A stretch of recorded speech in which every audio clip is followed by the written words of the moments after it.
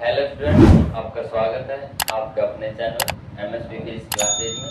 देखो, आज से हम एक नई शुरुआत करना चाहते हैं आपके साथ और इस सीरीज में कंटिन्यू रहना। इसमें आपको मेरा टारगेट रहेगा आपका 100/100, मतलब 100 में से 100 नंबर दिलाने का। ठीक है भाई। अब आपको क्या करना है, जैसे जैसे मैं क्लास में आपको बता ही रहा हूँ कि भाई ये एक्सरसाइज ऐसे है, ऐसे एक एक करके करवाते हैं हम। इसमें क्या करते हैं, आपकी एक ही वीडियो में कंप्लीट एक्सरसाइज करवाने की कोशिश करेंगे। ठीक है, तो आप क्या करना है, आपको बस पहले क्वेश्चन को करके देखना है। मैं आपको स्क्रीन पे लिखा मिल जाएगा, तो करके देखना। नहीं आता है तो फिर सोल्यूशन देखना। आप के लिए, उन स्टूडेंट्स के लिए ज्यादा बेनिफिट देगी जिनको मान लो क्लास में, और मेरे पास मान लो 25 से 30 स्टूडेंट है, एक साथ पढ़ते हैं और उनको सब इक्वल नहीं होते। ठीक है, मान लो कम समझ में आता है। ठीक है, तो देखो मेरे को आगे भी बढ़ना जरूरी होता है, आपको पता है। लेकिन अब आप घर पे जाके इन वीडियो को देख के, ठीक है, पापा मम्मी का फोन लेके, आप आजकल सबके पास फोन है, तो मैंने ये सोचा कि ये मैं आपको थोड़ा घर पे टाइम निकाल के आपके लिए वीडियो बना पाऊँ। ठीक है, तो सभी को ध्यान से देखना है क्वेश्चन। ठीक है, मैं देखो ज्यादा टाइम की बर्बादी किए बिना मैं एक बात और बता देता हूँ। देखो कुछ स्टूडेंट्स का ये होता है कुछ कि भाई आप फिजिक्स से हो तो मैथ क्यों पढ़ाते हो। देखो मेन टारगेट है फिजिक्स के स्टूडेंट लेना। ठीक है, स्टूडेंट फिजिक्स के तब आते हैं जब 11th और 12th में, मतलब कि 11th 12th तब ले, मतलब मैथ साइंस तब लेता है जब 10th में साइंस और मैथ में अच्छे नंबर हो। यही है आजकल का ट्रेंड जो चल रहा है। तो मेरा ये टारगेट रहता है कि मैं आपको 10 मतलब क्या बोलते हैं कि 10th क्लास में मैथ अच्छे पढ़ा दूं और फिजिक्स का पोर्शन अच्छे से पढ़ा दूं, तो आप मैथ साइंस ले लो, तो उससे स्कोप अच्छे होते हैं, आपको भी पता है। ठीक है, और अब मैं क्या करता हूँ, आपको नंबर सिस्टम है आपके एक्सरसाइज, नंबर सिस्टम बोल दो वास्तविक संख्या है। ठीक है, वास्तविक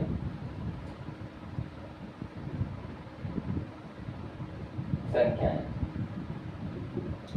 बोले थे इंग्लिश में रियल नंबर।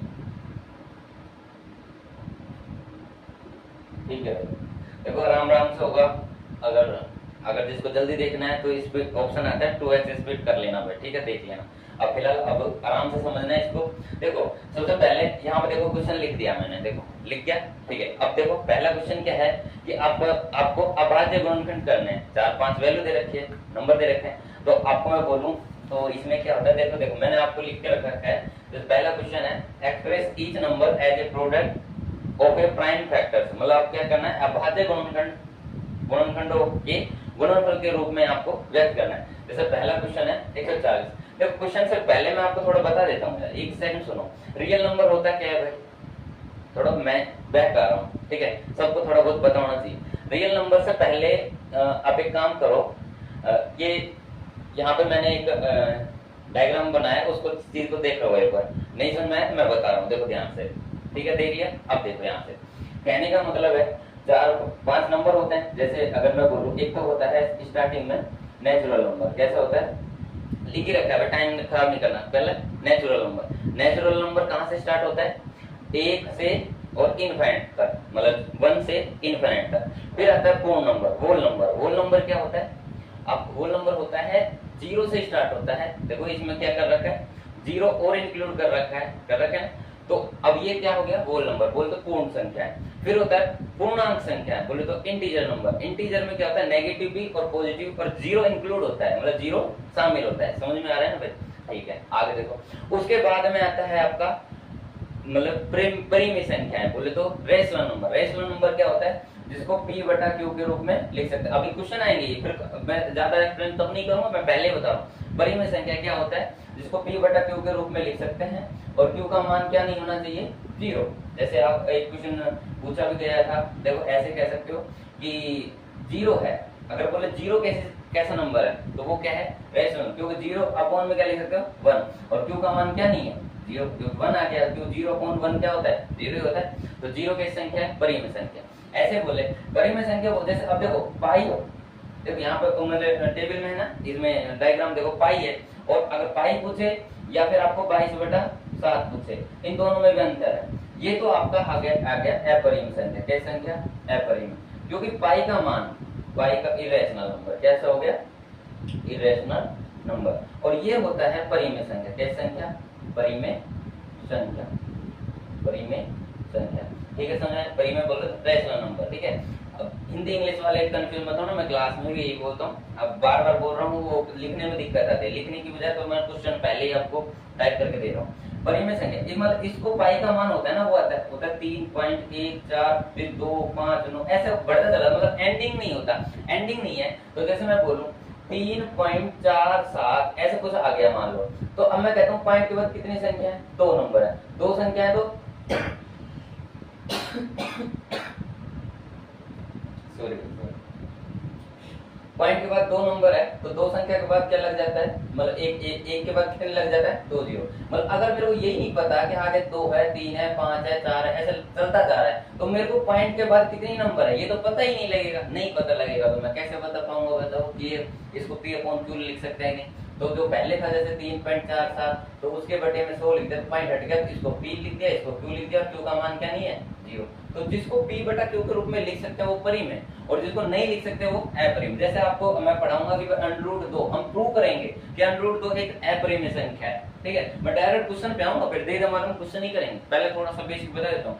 √2 जैसे मैं बोलूंगा कि अपरिमेय संख्या, √2 का मान 1.414 आगे बढ़ता चला जाता, खत्म नहीं होता। मतलब जैसे इसको पॉइंट हटाओगे तो नीचे 0 लिखनी है, 0 कितनी लिखनी है, अब ये भी कम नहीं होगा, मतलब 0 0 कितने लिखेंगे ये नहीं पता, ठीक है। आगे चलो, जैसे √3 आएगा तो उसका मान होता है 1.732 कुछ ऐसे, तो उसका मान अभी पॉइंट हटाते हो तो बटे में 0 लिखनी पड़ती है, कितनी संख्या है पॉइंट के बाद, अब जो संख्या ही नहीं पता तो 0 कैसे लिखोगे, क्लियर है ना, ठीक है। आगे एक बार देख लेता हूँ, कैमरा सही चल रहा है, एक मिनट, हाँ ठीक है, सही दिख तो है सारा, हाँ अभी तक तो सब सही चल रहा है, ठीक है। सब देखो भाई, पहली वीडियो है, आपको पता है कि मैं थोड़ा सा टाइम नहीं निकाल पाता हूँ, आपके कुछ स्टूडेंट थे मेरे प्रीतम वगैरह, या जैसे मैं बोलूँ नाम सबका लेंगे तो उनको अच्छा नहीं लगेगा, ठीक है। तो मैं आपको ये एक्स्ट्रा पढ़ा रहा हूँ, आप सुनो। फिर उसके बाद में मैं ज़्यादा टाइम को बर्बाद किए बिना मैं आप क्या करता हूँ, पहला क्वेश्चन लिखता हूँ और आप भाज्य गुणनखंड, लेकिन पहले तो एक काम करते हैं, क्वेश्चन बताते हैं कुछ आपको, देखो कैसे बोले तो अभाज्य गुणनखंड फैक्टराइजेशन कैसे करते हैं वो देख लो।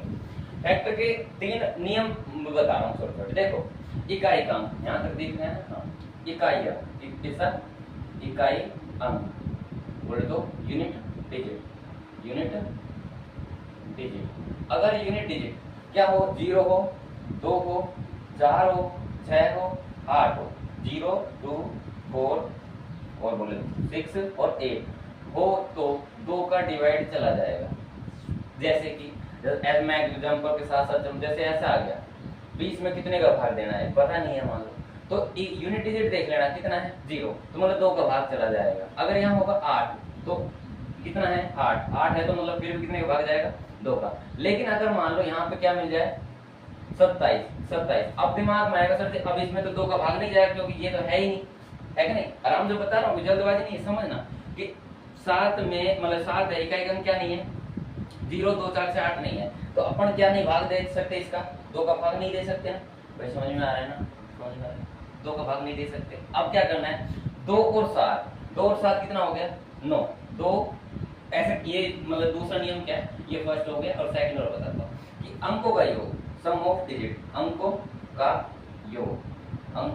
योग, इंग्लिश वाले लिखो सम ऑफ डिजिट। क्या, जैसे मान लो आ गया 3 5 7 ऐसा कोई नंबर आ गया, चलो ये छोटा सा ही ले लो पहले, जैसे आ गया 27, कितना आया 27 को जोड़ लो, 27 को ऐसे जोड़ो, 2 + 7 कितना आ गया 9, तो 9 आ गया, तो 9 से कितने का डिवाइड होता है, 3 का, तो इसमें भी कितने का डिवाइड होगा, 3 का। मेरे पास में मतलब जोड़ो, अलग अलग ऐसे अलग अलग करके जोड़ो, अगर वो 3 के पहाड़े में है, 3 टेबल में आता है, 3 का डिवाइड हो जाता है, 3 दिया 9, मतलब पूरा भाग जाना चाहिए, पूरा भाग चला गया, इसमें भी 3 का चला जाता है, पता होता है 3 9 में 27 ऐसा होता है ना, फिर 3 9 के पहाड़े में 3 आता है, या 3 एकम ऐसे कर देते हैं। ये 2 नियम इसके हो गए, 2 और 3 के। तीसरा नियम और सुन लो, अगर यूनिट डिजिट कितनी हो, यूनिट डिजिट आपके हो 0 या 5, क्या हो 0 या 5, 0 और 5 हो तो कितने का भाग देना है, 5 का, कितने का 5 का, ठीक है। और आपको देखो सुनो मेरी पहली बात, पहले 2 का देखना है, फिर 3 का देखना है, फिर 5 का देखना है, और 5 के बाद आप देखो 2 का देखना, 3 का 4 का नहीं देखा तो 4 का चला जाता तो भाई 2 का ही चला जाता, इसलिए 4 का मत देना। उसके बाद 3 है, क्या है 3, 3 के बाद फिर आपको 4 का दिया, हाँ नहीं देना, 5 का, 5 के बाद में आपको 6 का नहीं देना, समझना मेरी बात, ये सीधी मिस्टेक करते हो आप, 6 और उसके बाद में 6 का नहीं देना तो किसका देना है 7 का, 7 का 7 में चला जाता है कई बार, लेकिन ऐसे 7 आ जाए तो 7 या 49 आ जाए तो कितना 7 का नहीं देना ऐसे, और फिर 8 का नहीं देना, 8 का नहीं देना, फिर 9 का भी नहीं देना भाग, क्योंकि 3 का ही चला जाता, ये चीज समझना, 10 में अगर 2 का ही चला जाता है तो इसका भी नहीं देना, ये देना ये भाग और ये नहीं देना, ये समझ रहे हो। फिर 11 प्राइम नंबर बोले तो अभाज्य संख्याएं होती है, इनमें इनका ही जाता है, तो ये जाएगा तो इसको देना है। फिर 12 में नहीं दे, 12 मतलब 12 यहाँ नहीं आएगा, कभी जैसे 3 आया है, 12 भी नहीं आएगा, और मतलब भाग नहीं देना, 13 का भाग देना है, 14 का भाग नहीं देना, ठीक है, 15 का भाग नहीं देना, 16 एक भी रहेगा नहीं पता नहीं, 16 का भाग भी नहीं देना, फिर 17 का देना है, 17 का देना है, फिर 18 मतलब खुद के अलावा, जैसे मान लो 18 में भाग चला जाता 3 का भी 6 का भी 18 का, तो वो नहीं, जैसे मान 19 है, 19 के पहाड़े में आता तो 19 का 19 से भाग देना है, मतलब ये आपने ये मतलब 3 नियम ये याद रख लो वैसा आप। अभी देखो 10th क्लास के सारे क्वेश्चन हो जाएंगे, 1-2 क्वेश्चन को छोड़ के, ठीक है, अब वो सारे हम करते हैं, देखो आगे, ये तो आपका मेरे को लगा कि मेरे को बताना चाहिए, लिख लेना भाई इसको, है ना, आगे देखो मैं क्लास में चेक भी कर सकता हूँ, अगर आपने नहीं पढ़ा होगा तो देखो रिपीट होगा, फिर एक्स्ट्रा मेहनत करूँ, और मेरा टारगेट 100/100 का होगा, ठीक है। आगे चलो इसको रियल नंबर को साफ कर देते हैं, अब अपन क्वेश्चन पढ़ते हैं 13 नंबर, ठीक है। अब देखो आगे पहला क्वेश्चन है, जैसे 140 क्या है, पहला क्वेश्चन का पहला पार्ट मतलब 140 कितना है 140। अब मैंने बताया 140 मैं 2-3 कराऊंगा, एक तो करना, ये सारे करो, बताओ सारे करो, कमेंट कर देना, मैं 3 बता दूंगा, 2 आप करने की को 2 देखो तरीका तभी तो पता लगे कि आपको आया कि नहीं आया, मैं कैसे पढ़ा रहा हूँ, आप समझ में भी आ रहा है कि नहीं। देखो इकाई का अंक कितना है 0, तो 2 का भाग जाएगा ना, अभी बताया ना, इकाई का अंक 0 है तो 2 का भाग जाएगा, 2 है तो भी 2 का भाग जाएगा, 4, 6, 8 है तब भी 2 का भाग जाएगा, तो यहाँ पे 2 सत्ते, अब जिसको ये भाग नहीं देना ना वो अलग से कर लो भाई, ऐसे 2 सत्ते 14, फिर 14 में 14 गए 0 0, भाग नहीं जाने की, हाँ ऐसे लगा देते हैं 0, तो यहाँ 0 आ गया, फिर 0 आ गया, इकाई का फिर 2 का भाग देना, 2 3 6 है ना, और 2 पंजे 10, ऐसे भाग दे देना, अलग से देना जिसको नहीं आता।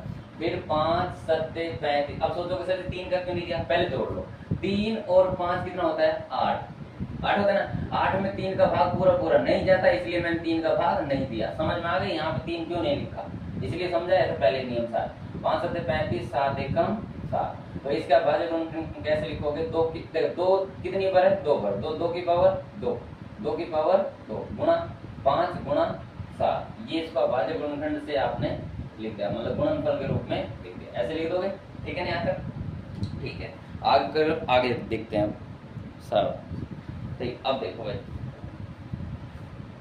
इस अगला क्वेश्चन देखो, ये पहले करवाई दे देते हैं, देखो अगला क्वेश्चन दूसरा, इसी का दूसरा पार्ट कितना है 156,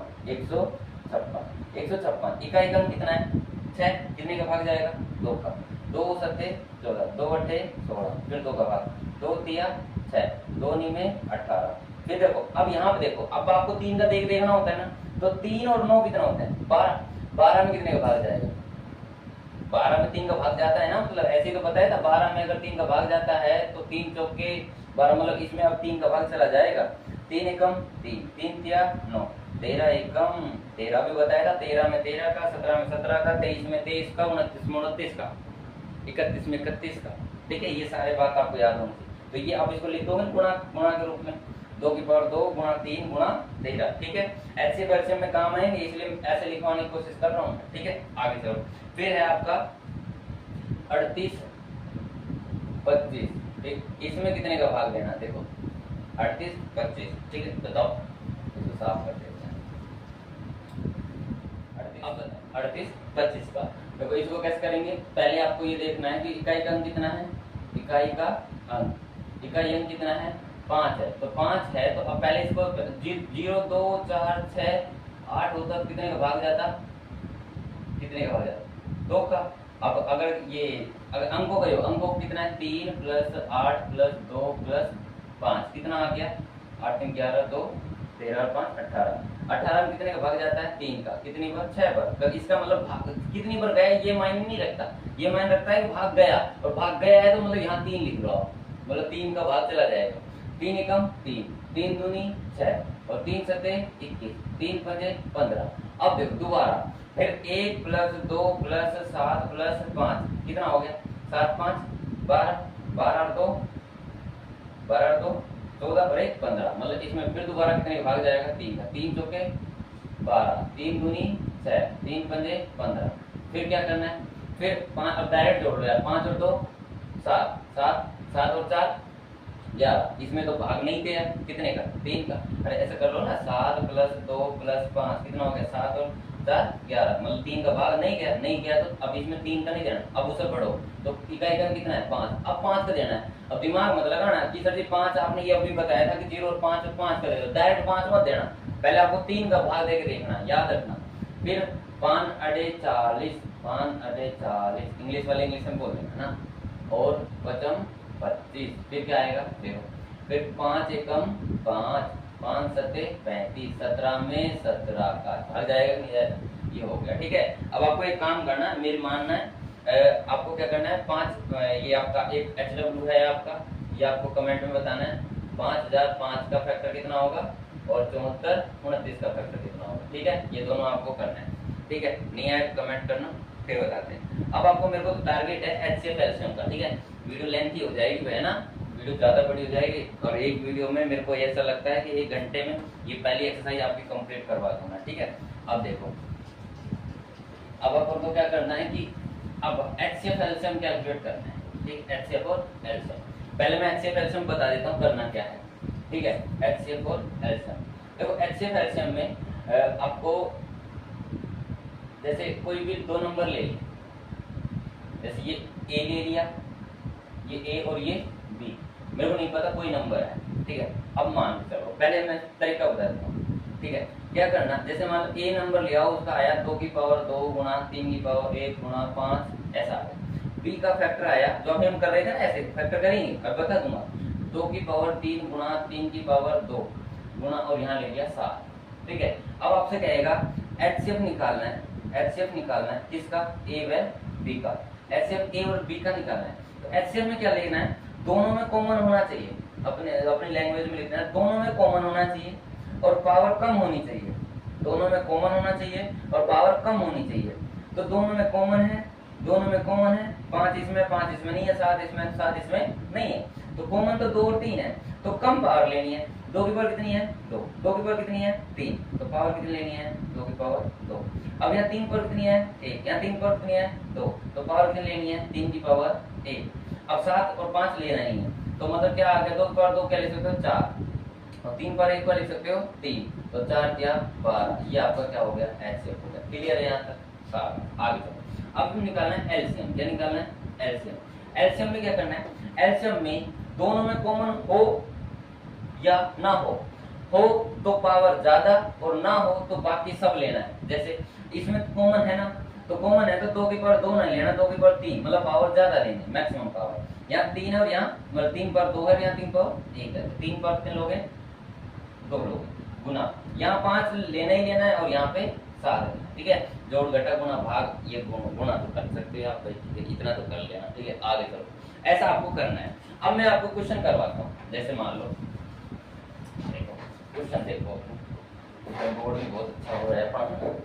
देखो क्वेश्चन है आपका 26 91 26, इसको एक जगह लिखना है 26 और इसकी जगह लिखना है 91, क्या लिखना है? 91। तो देखो 2 का भाग दे दो इसमें, क्योंकि 6 नहीं का एकम कितना है? 6, इसलिए 2 का भाग, 2 को भाग दिया, 2 एकम 2 दिया 6, 13 में 13 का ही जाएगा, 13 में 13 का ही जाएगा, और इकाई एकम कितना है? 1, मतलब कि 2 का तो भाग नहीं जाएगा, तो 9 और 1 कितना हो गया? 10, 10 3 के भाड़े में नहीं आता, तो 3 का भाग मत दो। तो अब अपन को क्या करना है भाई? फंस गई बात। 5 में 5 0 और 5 नहीं है, तो 5 का भाग नहीं जाएगा, तो 6 का देना नहीं है, तो 7 का देखो, कितने का? 7 का।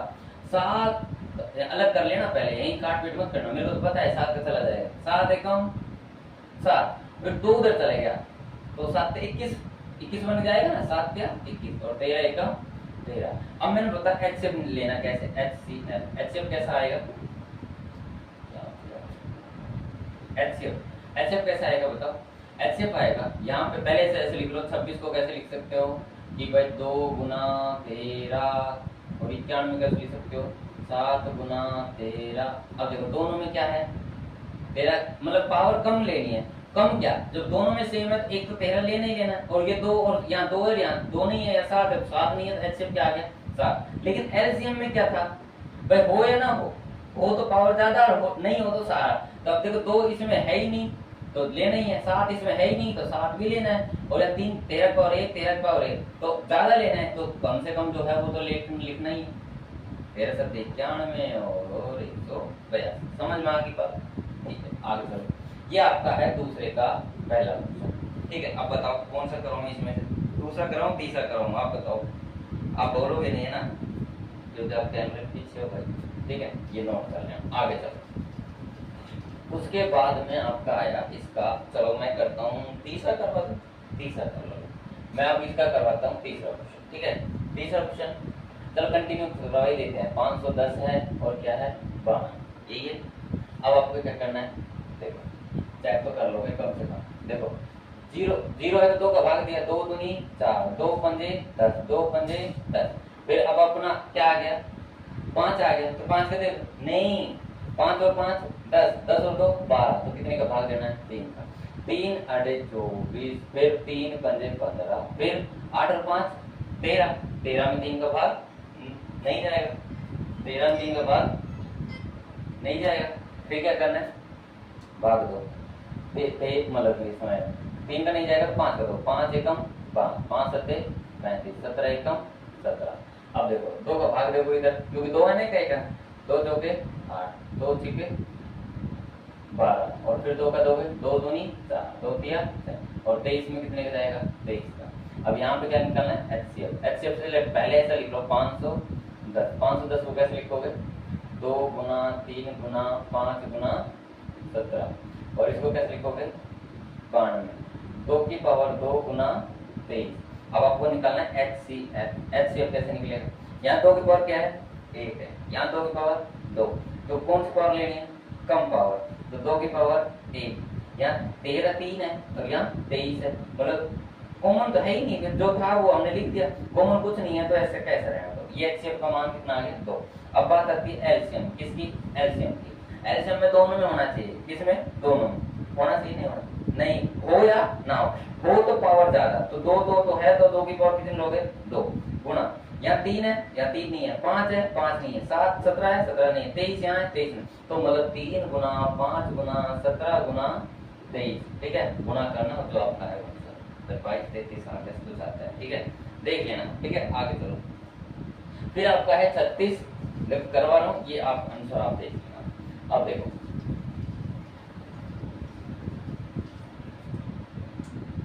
33 और ये 54, ठीक है 33 और 54। अब इसका करोगे इसको 2 एकम 2, 2 छे 12, 2 अठे 16, फिर 2 अठे 16, 2 चौके 8, फिर 2 चौके 8, 2 दूनी 4, 2 दूनी 4, 2 एकम 2, फिर 3 सत्ते 21 7। ये आपको मैं चेक करने की पर्पज से बता रहा हूँ, तरीका आपको बता ही दिया, बार बार नहीं बताने का होता, मेहनत भी करो थोड़ी बहुत भाई। 2 सत्ते 14, फिर अभी इसमें 27 है, 2 7 भी बताए कितने को भाग जाता है 3 का, 3 27, 3 3 3 1। तो एचसीएफ कितना आ गया, अब इसका एचसीएफ पहले ऐसे लिख लो 336, तो कैसे लिखोगे 2 1 2 3 4, 2 की पावर 4 गुना 3 गुना 7, और इसको कैसे लिखोगे 54 बराबर 2 की पावर कुछ नहीं है 1, और 3 की पावर कितनी है 3, ठीक है भाई इतना हो गया ना यहाँ तक, ठीक बस 1 मिनट रुको भाई।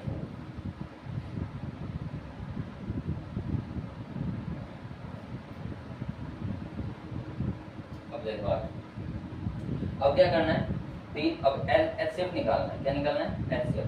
एचसीएफ कैलकुलेट करोगे तो देखो 2 की पावर कितनी है 1, यहाँ 2 की पावर 4, तो कम कौन सी है 2 की पावर 1 गुना, यहाँ 3 पर कितनी है 3, यहाँ कुछ नहीं है तो क्या है 1, तो 3 पर क्या लोगे 1, तो अब देखो 2 के पावर 1, 3 के पावर 1 मतलब 2 और ये 3, तो कितना आ गया 6 एलसीएम।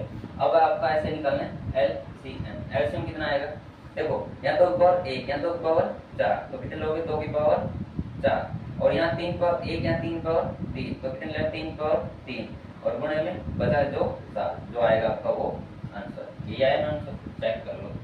ठीक है, आगे चलो। फिर उसके बाद है आपके 2 नंबर का तो हो गया, अब आपका 3 नंबर का एचसीएफ एल्सियम कैसे निकालते हैं वो देखो।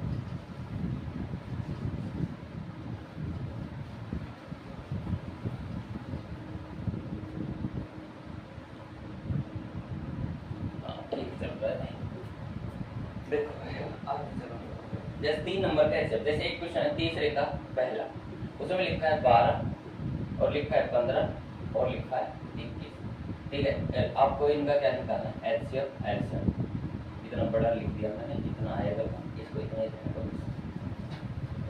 ठीक, अब देखो 12 है तो 2 का भाग जाएगा, 2 6 12, 2 दिया 6, 3 एकम 3। ठीक, अब इसमें देखो 15 है ना, 15 है तो डायरेक्ट 5 का मत देना। आपको पता है ना कि 5 और 1 कितना हो गया 6, 6 3 की पाड़े में आता है, 3 का भाग दे दो पहले। अब कुछ स्टूडेंट यहाँ 5 दे देता है, भले देखो सॉल्यूशन आंसर तो आ जाएगा, लेकिन इस तरीका ये मान लो गलत है। ठीक है, 3 पंजे 15, 5 एकम 5। अब यहाँ क्या 3 एकम 3, 3 सत्ते 21, 7 एकम 7। देखो क्रम से पहले 2 का भाग जा रहा है, फिर 3 का, फिर 5 का, फिर 7 का, ऐसे जाना चाहिए।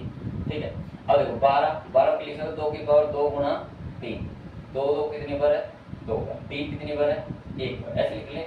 और यहाँ क्या है 15 कैसे लिख सकते हो 3 गुना 5।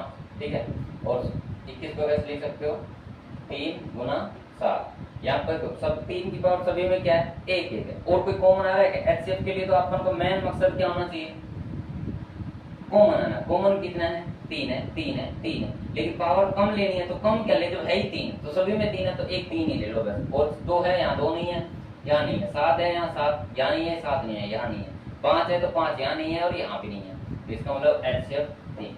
अब बात आती है किसकी एलसीएम की, किसकी एलसीएम। एलसीएम में क्या लिखना है कि पावर ज्यादा लेनी है, पावर मतलब जो कॉमन देखना है पहले, तो कॉमन है तो ठीक है, नहीं है तो बाकी सब। कॉमन क्या है 2 की पावर 3 की पावर 1, 3 की पावर 1, 3 की पावर 1, तो और यहाँ 2 की पावर ज्यादा लेना है, 2 की पावर 2 तो लेनी ही है, और बाकी इन तीनों में से देखना है, इन तीनों में से ज्यादा पावर लेनी है, ज्यादा तो है ही नहीं, तो 3 पावर 1 ये सभी, इसलिए 5 और यहाँ पे 7। ठीक है, यहाँ आपका आंसर आ गया। ठीक है भाई, आगे चलो। उसके बाद में आपका है 3 नंबर का कौन सा बताएं बताओ। तो ये इसमें हाँ ये क्वेश्चन थोड़ा सा ऐसा लगता है कि बस जी इसमें कैसा करें, इसमें तो किसी का भाग ही नहीं जा रहा है, यही होता है ना डाउट। मैं तो भाई देखो पढ़ा रखा है ना, और आज से नहीं भाई बार बार बताऊंगा नहीं। आगे चलो, ये है 17 और ये है 23 और ये है 29। अभी मैंने एक बात बताई थी, ये सभी नंबर अभाज्य संख्या है, प्राइम नंबर है। कैसी संख्या है अभाज्य संख्या है, कैसी संख्या है अभाज्य संख्या। देखो डाउट था, हाँ चलो कोई बात नहीं, यहाँ तो ठीक हो रहा है 29। आगे से देख लो, यहाँ से नीचे निकले। अब देखो मतलब कि अभाज्य संख्या, तो 17 में 17 का ही भाग जाएगा, एक आ गया, 23 में 23 का ही भाग जाएगा, और 29 में 29 का ही भाग जाएगा। ठीक है, अब कहने का मतलब है HCF निकालने के लिए अपन ऐसे लिखते थे ना 17 और फिर लिखते हैं 23, फिर लिखते हैं 29, और इनके आगे लिखते हैं ऐसे 17, ये आ गया 23 और ये आ गया 29। अरे इनके आगे एक एक लिख दो ना अपनी तरफ से, 17 एकम 17, 23 एकम 23, 29 एकम 29, सेम है ना। तो HCF मतलब कॉमन लेने के लिए, मतलब वो जो हम तरीका बताते हैं ना उस हिसाब से बता रहा हूँ। HCF सभी में क्या आ गया 1, और एलसीएम की बात करेंगे तो मतलब 17 गुना 23 और गुना 29, ये आपका जो आएगा ये आपका आ गया आंसर। समझ में आ गई बात? ठीक है, आगे चलो। उसके बाद आपका आता है चौथा क्वेश्चन। चौथे क्वेश्चन के पहले क्वेश्चन ये चौथा, ये तीसरा भी तो बताना था। तीसरा देखो, तीसरे क्वेश्चन में इसी के तीसरे का तीसरा ये ना, तीसरे का तीसरा, इसमें है 8 है 9 है और 25 है, 8 9 और 25। ठीक है, ये करना चाहिए था वैसे आपको, चलो मैं कर देता हूँ। 2 चौके 8, 2 दूनी 4, 2 एकम 2, फिर 3 तिया 9, 3 एकम 3, 5 से जाएगा, 5 और 2 के 7 होता है, 7 में 3 का भाग नहीं जाता, इसलिए 5 पचम 25, 5 एकम 5। अब इसको कैसे लिख सकते हो 8 को कैसे लिखोगे? 2 की पावर 3, 2 2 2। और 9 को क्या लिखोगे? 3 की पावर 9 बराबर क्या लिखोगे? 3 की पावर 2। और 25 को क्या लिखोगे? 5 की पावर 2। अब वही सेम आ गया है इसमें, मतलब गुणे, मतलब कॉमन है ही नहीं कुछ। एचसीएफ के लिए क्या होता है? कॉमन। और एलसीएम में बाकी सभी। तो एचसीएफ में कॉमन कुछ नहीं है, क्या मान लो? 1 1। एचसीएफ क्या हो गया? 1। और एलसीएम में क्या होगा? एलसीएम में 2 की पावर 3 और 3 की पावर 2 गुना 5 की पावर 2। और ये 8 और ये 9 और ये 25 और ये आपका आंसर। ठीक है, आगे चलो। फिर आपका है चौथा क्वेश्चन। ठीक है, चौथा कितना लंबी वीडियो हो गई, खूब जल्दी बस बताने की कोशिश कर रहे हैं सब। कितना टाइम हो गया? ठीक है, 16। आगे चलो, ठीक तो नहीं लेते हैं। अब देखो क्वेश्चन नंबर है आपका 4। क्वेश्चन नंबर 4 में क्या करना है आपका? है एचसीएफ, मतलब 306 और 657। इनका ये जो नंबर है, इनका आपको क्वेश्चन में दे रखा है एचसीएफ। इनका एचसीएफ दे रखा है, क्या दे रखा है? एचसीएफ। एचसीएफ दे रखा है 9। क्या दे रखा है? 9। और आपसे पूछा है कि इनका एलसीएम बताना है। क्या बताना है? एलसीएम। इनका 306 का और 657 का। ठीक, एलसीएम क्या? तो एक फॉर्मूला याद रख लेना, एक सूत्र याद रख लेना भाई। ठीक है, एक फॉर्मूला तो सूत्र याद रखना। क्या होगा कि a गुना में b बराबर में HCF गुना में LCM। a Guna b, a कितना है? ये a तो ये है और b है, नंबर ऑफ, मतलब प्रोडक्ट ऑफ नंबर। और is equal to HCF multiply LCM। तो a कितना है? 306। b कितना है? 657 बराबर HCF कितना है? 9। और निकालना क्या है? LCM। LCM निकालना है तो 9 कहाँ जाएगा? डिवाइड में। LCM निकालेंगे तो 9 कहाँ जाएगा? इसके डिवाइड में। तो 306 गुना में 657 और बटे में क्या आएगा? 9। देखो 9 से काट लो, 3 से काट लो भाई। 3 तिया 9, 3 एकम 3 0, 3 दूनी 6, 3 तिया 9, फिर 3 चौके 12। और इसका गुणा करोगे तो कितना आता है भाई? गुणा करके करो आप। ठीक है, तरीका बता रहा हूँ मैं, आगे चलो। आंसर यही आएगा, टाइप कर दिया हमने। ठीक है, आगे चलो। तो फॉर्मूला ये याद रखना है, ये याद रखना है जो मैंने अब छोड़ दिया, साफ नहीं किया। ठीक है, ऐसे एक एग्जाम्पल पे उस एग्जाम्पल को भी करना। क्वेश्चन नंबर है आपका 5। क्वेश्चन नंबर कौन सा है? 5। क्वेश्चन नंबर 5 में है कि चेक whether 6 की पावर n है can and with the digit दिख रहा है, आप देख देना। ठीक है, मैं इसमें देख रहा हूँ। Digit 0 for any natural number n। जांच कीजिए कि क्या किसी प्राकृत संख्या n के लिए संख्या 6 और n 0 पर समाप्त हो सकती है। मतलब प्राकृत संख्या, चलो आगे ना वही बात, इसलिए मैंने आपको बताया था कि ये पूर्ण संख्या प्राकृत संख्या क्या होती है। अब आपको पता लग गया क्या होती है, बताओ। प्राकृत संख्या, प्राकृत संख्या होती है, नेचुरल नंबर क्या होता है? 1 से और कहाँ तक? इनफिनिट तक। ठीक है, तो मतलब इसमें लिखा है कि 6 की पावर n। आपको ज्यादा पेपर में पूछा नहीं जाएगा, लेकिन फिर भी आपको पता होना चाहिए। 6 की पावर n, क्या ये 0 पे समाप्त हो सकते हैं? मतलब यूनिट डिजिट और इकाई अंक 0 होगा। अगर इसको हम 1 2 3 4 रखते हैं तो रख के देख लो ना। 1 रखने पर n इज इक्वल टू 1 रखने पर 14, n इज इक्वल टू 1 तो रखो। 6 की पावर 1 क्या आता है? 6। n इज इक्वल टू 2 रखो, क्या आएगा? 6 की पावर 2 कितना आएगा? 36। n इज इक्वल टू 3 रखो तो क्या आएगा? 6 पावर 3 इज इक्वल टू कितना है? 216। ये आएगा ना। हाँ, तो यूनिट डिजिट कितना आ रहा है? 6। कितना आ रहा है? 6। तो मतलब ये कितने पे समाप्त नहीं हो सकती? 0 पे।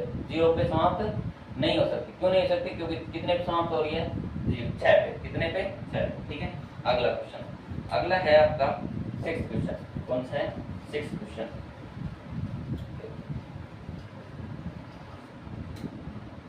6th क्वेश्चन क्या है? ये है आपका कि एक्सप्लेन वाई, मतलब लिखा है कि एक्सप्लेन करना है कि ये 11 गुना 13 7 गुना और प्लस में 13 ये और एक ये कहाँ तक दिख रहा है? चल यहाँ पे हाँ दिख रहा है, सही है। देखो एक है आपका 7 गुना 6 गुना 5 गुना 4 गुना 3 1 2 2 1 प्लस में 5, यही है ना सर, यही है। अब ये कहना है कि कंपोजिट नंबर है या नहीं है, मतलब कि ये भाज्य संख्या है या नहीं है। भाज्य संख्या मतलब इनमें किसी संख्या का भाग जा रहा है नहीं जा रहा है। तो मैं आपको कॉमन लेना बताता हूँ, सिंपल सा हो जाएगा। इसके पहले कितना है 13 और इस प्लस के बाद में कितना है 13 और प्लस के इधर कोई ऐसी नंबर है जो प्लस की इधर भी है, ये 5 है, इधर क्या है 5, तो इन दोनों में कॉमन आ सकता है 13। क्या आ सकता है 13, 13 कॉमन आ गया, 7 इंटू 11 इंटू, देखो 13 बाहर आ गया, 13 को लिखो मत या फिर मल्टीप्लाई में 1 लिख लो, फिर प्लस, या 13 बाहर आ गया क्या आ गया 1। कहने का मतलब इस 13 का मल्टीप्लाई अंदर करोगे तो यही बनना चाहिए, कॉमन का मतलब यही है, ठीक है। अब इधर देखो, यहाँ क्या है 5 कॉमन ले लो, कॉमन लोगे तो यहाँ क्या होगा 7 गुना 6 गुना 5 बाहर आ रहा है, 5 बाहर लिख रखा है, और यहाँ 4 गुना 3 गुना 2 गुना 1 और प्लस में 5 बाहर लिख रखा है, तो यहाँ 1 लिखो। अब मल्टीप्लाई करोगे तो ये क्या आएगा, तो ये कहना चाह रहा था कि कंपोजिट नंबर है या नहीं, मतलब कि भाज्य संख्या है या नहीं। तो भाज्य संख्या वो होती है जिसमें किसी का भाग चला जाए, जिसमें किसी का डिवाइड हो जाए। तो इसमें कितने का डिवाइड हो रहा है 5 का, इसमें कितने का डिवाइड हो रहा है 13 का, तो this is a composite number, या ये भाज्य संख्या है, ठीक है। आगे चलो, फिर आपका क्वेश्चन है, उसके बाद है आपकी ये प्रश्न लिखा था नहीं, एक क्वेश्चन और था, एक क्वेश्चन और होना चाहिए, एक क्वेश्चन देखो भाई, आप बुक से देख लेना, जहां तक मेरे को याद है क्वेश्चन था उसमें आपको एलसीएम कैलकुलेट करवाना है। क्या करवाना है एलसीएम, तो एक कोई, अब ये नाम भी नहीं पता कौन कौन था ऐसे, मतलब क्या करते हैं कि भाई चक्कर लगाते हैं, एक ने यहाँ से स्टार्ट किया, एक दूसरे ने भी स्टार्ट किया, कितने टाइम बाद मिले, तो शायद 12 और 18 है शायद नंबर, तो उनका क्या निकालना है, क्वेश्चन मैं फिर भी लिख दूंगा, इस क्वेश्चन में आपको एलसीएम निकालना है। क्या निकालना है एलसीएम, मैं एलसीएम आपको बता चुका हूँ, ठीक है। अब आपकी प्रश्नावली करवानी है मेरे को, और नेक्स्ट एक्सरसाइज करवानी है आपकी 1.2 ये मान लो 20-25 मिनट की है। उससे पहले अपन क्या करते हैं, पहले इसको क्लियर करते हैं, चलो ठीक है। अब एक काम करते हैं, अपन पढ़ते हैं आपकी 1.2। चलो देखो, अब अपन क्या करते हैं, हमें देखना है कि √5 एक अपरिमेय संख्या है, बोले √5 इज ए इरेशनल नंबर। तो आपको क्या करना है, क्वेश्चन आपको लिख रखा है मैंने ऊपर, ठीक है। तो क्या करना है कि सबसे पहले माना, क्या करना है माना √5 एक परिमेय संख्या है। कैसी संख्या है, परिमेय संख्या है, परिमेय संख्या है, ठीक है। देखो सबसे पहले मैं इसको थोड़ा बताने की कोशिश कर रहा हूँ कि करना कैसे। सबसे पहले इसको मान लेना कैसी संख्या है, ये परिमेय संख्या। परिमेय संख्या बोले तो मेरे को अगर देखो यहाँ पे मैं बोलूँ थोड़ा सा तरीका समझना, यहाँ पे आप जा रहे हो, ठीक है, यहाँ पे आप जा रहे हो और आपको जाना है मान लो दिल्ली। कहाँ जाना है, दिल्ली। कहाँ जाना है, दिल्ली। और यहाँ, और आप क्या करते हो, यहाँ पे आप इस रास्ते से चले गए, आप इस रास्ते चले गए और यहाँ लिखा मिल गया आपको जयपुर। क्या लिखा मिल गया, जयपुर। तो आप क्या कर रहे हो कि यहाँ से आपको जाना था दिल्ली और आप इस रास्ते से चले गए और यहाँ देखा तो आपको क्या मिल गया, लिखा हुआ जयपुर। तो मतलब कि यहाँ से जाने के बाद आपने देखा कि यहाँ से तो अपन जयपुर वाले रास्ते पे आ गए, और जो कि रास्ता आ गया अपना रोंग आ गया। तो यहाँ से अपन जा रहे हैं, तो इसका मतलब ये यहाँ से लिखा मिल गया, तो अपन पता लग गया कि गलत रास्ता है, तो अपन बैक आएंगे और यहाँ पे चलेंगे, यही होगा।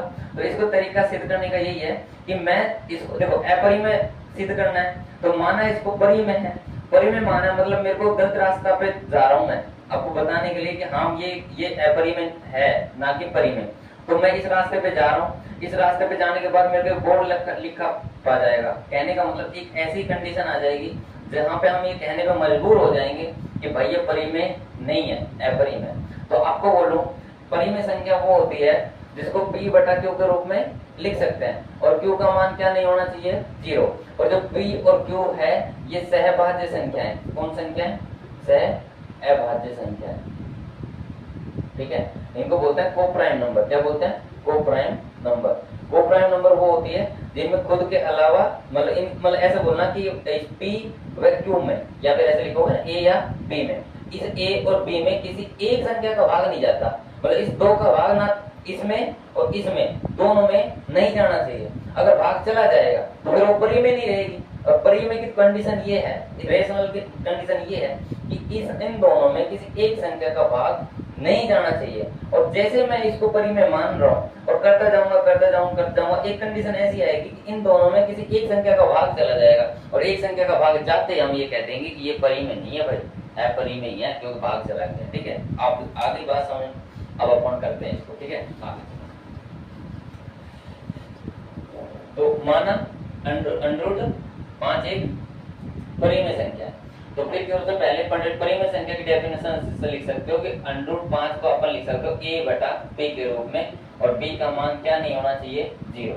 और यहाँ लिख दो हियर, या यहाँ a व b ऐसी संख्या अभाज्य संख्या है। ठीक है, बोले तो here a and b is co-prime number. ठीक है, को-प्राइम नंबर। अब सुनो, तो इसके बटे में a लिख दो, वज्र गुणा कर दो, मतलब क्रॉस मल्टीप्लाई। 1 का गुणा a से क्या तो a, √5 का गुणा b से क्या तो √5b, और बोथ साइड स्क्वायर कर दो, बोथ साइड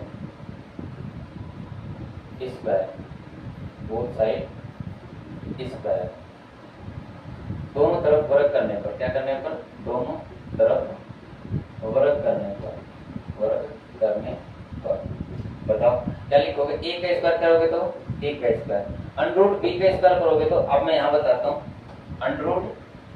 √5b का स्क्वायर करना है तो √5b गुणा √5b, अंडरूट से अंडरूट कट जाता है, मतलब 5, और b गुना b क्या आता है, b स्क्वायर। तो यहाँ लिखोगे 5b स्क्वायर। अब एक बात बताऊँ, एक आपने थ्योरम पढ़ी होगी, ठीक है, एक थ्योरम पढ़ी होगी, यहाँ पे समझा रहा हूँ। ठीक है, देखो एक बार यहाँ पे, हाँ देखो यहाँ पे एक थ्योरम पढ़ी होगी, उसमें लिखा था आपके 1.3 थ्योरम है, 1.2 है, आपके इस एग्जाम्पल में जाना, उसमें देखना, उसमें लिख रखा है कि अगर कि आप किसी संख्या में 5 के स्क्वायर में अगर 5 का भाग जाता है ना भाई साहब, तो आप 5 में भी कितने का भाग दे सकते हो, 5 का। देखो करके दे लो, 5 का स्क्वायर कितना होता है, 25, और 25 में कितने का भाग जाता है, 5 का। तो नॉर्मल सी बात है, 5 से कम, 5 में 5 का भी तो भाग जाता है। तो यहाँ एक थ्योरम है, वो मैं यूज कर रहा हूँ। तो क्या कर रहा हूँ मैं, यहाँ ऐसा लिख रहा हूँ, इसको 5 को इसके बटे में ले जाओ, a स्क्वायर बटे में 5, और यहाँ बचा लो बस ओनली फॉर b स्क्वायर। तो मैं इसको लिख सकता हूँ ऐसे, b स्क्वायर बराबर में a स्क्वायर बटे में 5, ऐसे लिख सकता हूँ। तो आप क्या करना है, इसको बोर्ड पे ना साफ सही तरीके से मैं लिख नहीं पा रहा हूँ। ठीक है, चलो आज करते हैं काम। तो a स्क्वायर में 5 का भाग जाता है, तो a में भी 5 का भाग जाएगा, a में भी 5 का भाग जाएगा। ये थ्योरम है भाई, ठीक है, बाई थ्योरम प्रमेय से। ठीक है, ये मैंने प्रमेय से एक बात बोली है। ठीक है, अब इसमें कैसे करना है, मतलब इस a स्क्वायर में 5 का भाग जाता है, तो a में भी कितने का भाग जा रहा है, 5 का। तो अब एक यहाँ से एक काम करना आप इसके बाद, ठीक है, इसके बाद में क्या करना कि b जो अपना यहाँ है, इसको इक्वेशन रख लेना, यहाँ पे इसको इक्वेशन रख लेना, a रख लेना। ठीक है, समीकरण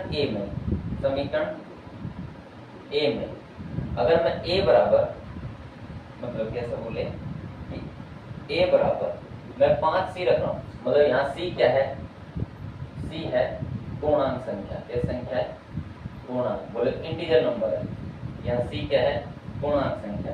तो a बराबर ये 5c a में रखो, a में रखते हो तो क्या आता है, यहाँ मैं पहले इसको लेता हूँ, a स्क्वायर बराबर 5b स्क्वायर। ठीक है, अगर 5c, अब सुनो, मतलब a 5c क्यों रखा है, c क्या है, पूर्णांक संख्या है। ठीक है, पूर्णांक संख्या, तो 5 से मल्टीप्लाई को अभी तो पूर्णांक संख्या ही आएगी। तो a बराबर 5c रखने पर क्या एक बदलाव आता है, वो तुम देखना, a स्क्वायर बराबर 5c रखो, मतलब a की जगह 5 रखो, 5c का स्क्वायर बराबर 5b स्क्वायर, 5 का स्क्वायर करोगे तो 25, c का स्क्वायर करोगे तो c स्क्वायर, 5b स्क्वायर, 5 × 25 है भाई। 5 से 25 हो गया।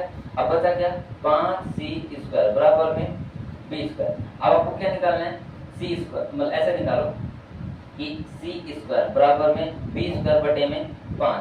देखो यहाँ पे क्या था, a² बटे में 5, यहाँ क्या है, b² बटे में 5। वही बात है कि a² में कितने भाग जा रहा है, 5 का, a में भी कितने का भाग जाएगा, 5 का, तो इसमें b² में कितने का भाग जाता है, 5 का, तो b में भी कितने का भाग जाएगा, 5 का। सही है। अब हिंदी में तरीके से लिखना, b² में 5 का भाग जाता है तो b में भी मतलब b में भी 5 का भाग जाएगा। तो अब एक बात कहो, यहाँ इसको जैसे अगर मैं बोलूं ये वाली बात है, ये वाली बात, ठीक है, और ये वाली बात, इन दोनों बातों से एक बात समझ में आ गई कि a में कितने का भाग जा रहा है, 5 का, और b में कितने का भाग जा रहा है, 5 का। तो हमने जो माना था, अजम्पशन माना था कि एक हमने कथन अपनी तरफ से माना कि ये परिमेय संख्या a और b है जो वो कैसी संख्या है, को प्राइम नंबर, मतलब उन नंबर में जैसे एक संख्या का भाग नहीं जाता, एक नंबर का भाग डिवाइड नहीं होता। तो अब इस हिसाब से 5 का मतलब a में और b में दोनों में कितने का भाग चला गया, 5 का। तो क्या कह सकते हो, इंग्लिश में लिख रखा है, हिंदी वाले से मैं बोल रहा हूँ, क्या कहोगे, जो हमने माना है वो क्या है, मतलब जो हमने मतलब क्या बोलते हैं उसको, अजम्पशन बोले तो इंग्लिश का शब्द हो गया भाई, इसको बोलोगे, यहाँ से हमें मतलब हम ये कथन एक, इसको कथन एक लिख देना, इसको कथन स्टेटमेंट 1 और इसको स्टेटमेंट सेकंड, स्टेटमेंट 1 और स्टेटमेंट 2। कथन 1 व कथन 2 से हम कह सकते हैं कि समीकरण मतलब कि a और b इन दोनों में किसी संख्या 5 का भाग जाता है, इसका मतलब a और b का एक कॉमन फैक्टर 5 आ गया। क्या आ गया, कॉमन फैक्टर 5 आ गया। कॉमन फैक्टर 5 आने का मतलब यह है कि उस 5 का इन a और b दोनों में भाग जा रहा है। अगर a और b दोनों में 5 का भाग जा रहा है, इसका मतलब कि संख्या ये कैसी संख्या है, अपरिमेय संख्या है, क्योंकि भाग नहीं जाना चाहिए किसके लिए, परिमेय के लिए, और भाग चला गया कैसी संख्या है। इसे क्या कह सकते हो, जो हमने माना था उससे विरोधाभास उत्पन्न होता है, अतः ये कैसी संख्या है, अपरिमेय संख्या। ठीक है, और इसको ना मैं थोड़ा पेज में लिख के, और जैसा आप नोट जैसा पेपर में लिख के आना ना वैसा कर लेना, मैं यहाँ पे लिख दूंगा जैसे लिख के, उसको नोट कर लेना। फिलहाल तो बस ओनली फॉर समझाने के पर्पस से लिख ऐसे ही पढ़े हूँ। ठीक है, आगे चलो। आगे आपका आता है, क्योंकि देखो मैं आपको बताऊं ना, यहाँ पे बोर्ड पे मेरे को दिख नहीं पाता कि कितना दिख रहा है, कैमरा हिल जाता है किसी का।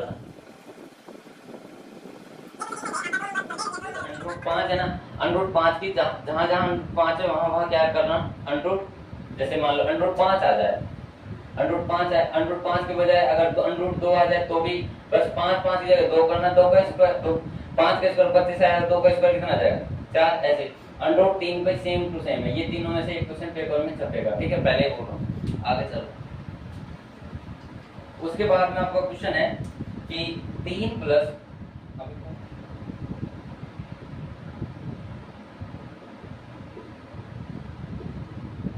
सिद्ध कीजिए कि 3 प्लस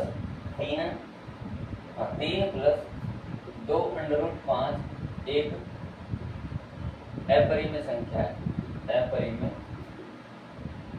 संख्या। क्वेश्चन आपको लिख भी रखा होगा, मैंने फिर दोबारा से लिख दिया कि सिद्ध कीजिए कि 3 प्लस 2 √5 एक अपरिमेय संख्या है।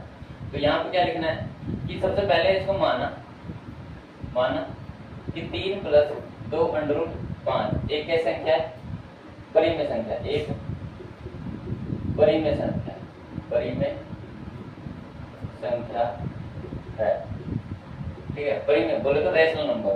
Suppose that 3 plus 2 √5 is a rational number. तो रैशनल नंबर है तो इसको ऐसा लिख सकते हो,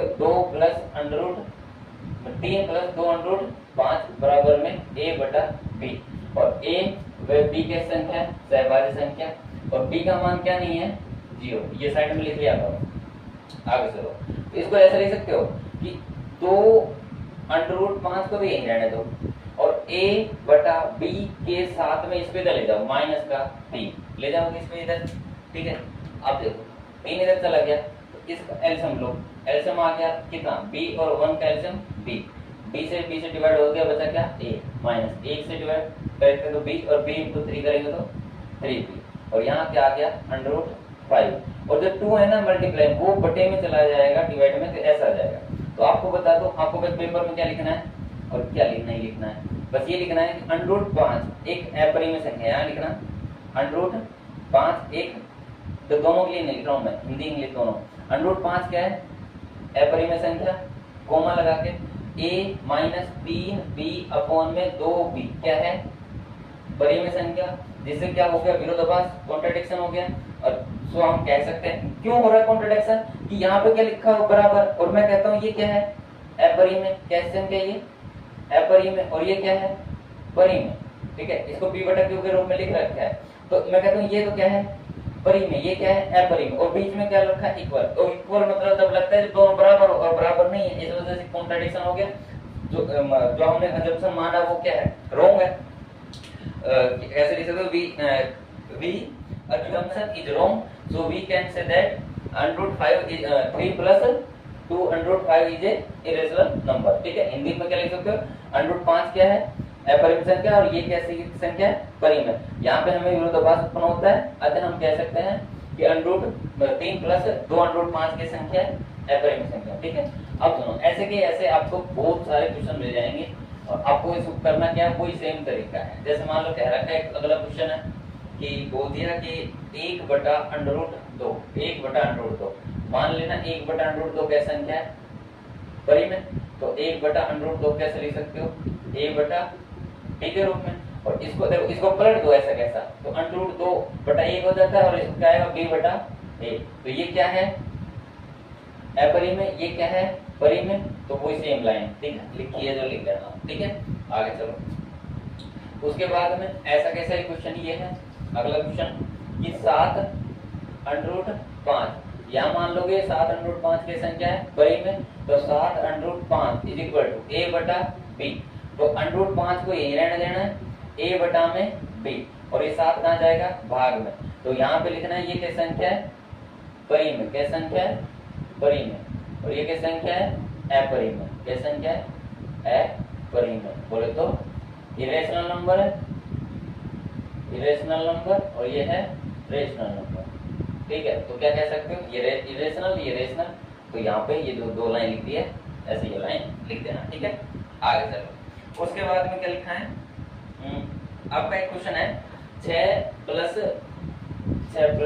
देखो ये ऐसा कैसा ऐसे कैसे लिख देते, बार बार ना लिखना, देखो ऐसा करना, क्या लिखा है, 6 प्लस √2, यहाँ लिखना 6 प्लस √2 की संख्या है, परिमेय। तो यहाँ 6 प्लस √2 बराबर में a बटा b, और अपन क्या रखना, √2 को तो यही रखना है, और बाकी सबको उधर ले जाना, a बटा b, और यहाँ माइनस का 6 बटे में 1। तो एलसीएम लोगे तो कितना आएगा, यहाँ b और 1 का एलसीएम b, और यहाँ पे a माइनस b से 1 से डिवाइड करेंगे तो b, और यहाँ 6b, और यहाँ क्या आएगा, √2। वही सेम बात, ये क्या है, अपरिमेय, ये क्या है, परिमेय। कहने का मतलब भाई देखो सुनो, मैं थोड़ा थक चुका हूँ, ये पर्सनली यहाँ पे खत्म हुआ है, ठीक है। मैं कहना चाहता हूँ कि जैसे अंडरूट वाली संख्या वो एक साइड रखनी है, बाकी सब एक साइड ले जाके कॉमन आता है, कॉमन और डिवाइड में जाता है तो डिवाइड में कर देना, ठीक है।